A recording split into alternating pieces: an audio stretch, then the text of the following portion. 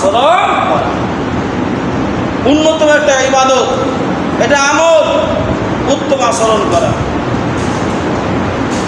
এখানে আবু দারদা রাদিয়াল্লাহু থেকে বর্ণিত, কিয়ামতের দিন কর্ম বিচারে যে আল্লাহর বান্দা সবচেয়ে ভারী হবে, যে আমল নামা কর্ম যেদিন আমাদের বিচার হবে আল্লাহর কাছে আসরের ময়দানে, সবচেয়ে ভারী হবে তার সুন্দর আচরণ।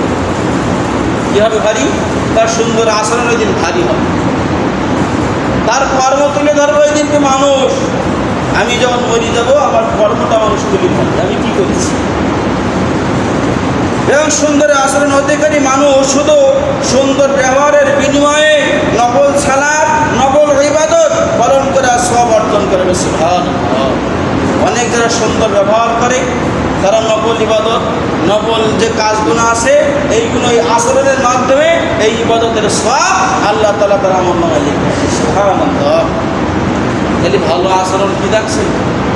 তাহলে মানুষের সাথে ভালো আচরণ। 5 নম্বর, যে অন্তরের সৌন্দর্যের নির্দেশনা হলো সে মানুষের প্রতি দয়া এবং কমলতা প্রদর্শন করে।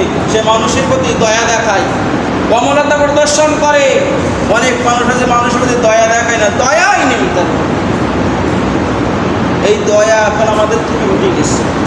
আছে বলেন দয়া? দয়া নাই, তাহলে তো ভালো মানুষ হওয়া গেল না। হলো বলে? তাহলে অন্তরের সৌন্দর্য নির্দেশনা হলো সে মানুষের সাথে কি করে? প্রতি দয়াশীল হয়, কমলিত হয়। আল্লাহ পাক বলে যে রহমতের কারণে তুমিও তাদের জন্য নম্র হয়েছিলে। যদি দুনিয়াতে তুমি আল্লাহর রহমতের আশায় মানুষের সাথে দয়া দেখাও, ভালো দেখাও, আল্লাহ বলেন আমি তোমার প্রতি দয়া দেখাবো। তার প্রতি দেখাবে আল্লাহ, আমার প্রতি কী দেখাবে? দয়া দেখাবে। সেই কঠিন মুসিবতের দিন সেই ব্যবহারটা ভালো দেখাবে আল্লাহ আমাদের প্রতি। হয়তো এই কঠিন মুসিবতের দিন জব্বার এবং মহান নাম ধারণ করবে। এই দিন কঠিন, ওই দিনকে তোমরা ভয় করো। এবং 6 নম্বর, সে হিংসা বিদ্বেষ মুক্ত হৃদয়ের অধিকারী হয়। তাহলে হৃদয়ের সৌন্দর্য সে অলৌকিক সৌন্দর্য নির্দেশন করে, সে হিংসা বিদ্বেষ মুক্ত হৃদয়ের অধিকারী হয়। তার মধ্যে হিংসা বিদ্বেষ শত্রুতা কিছুই থাকে না।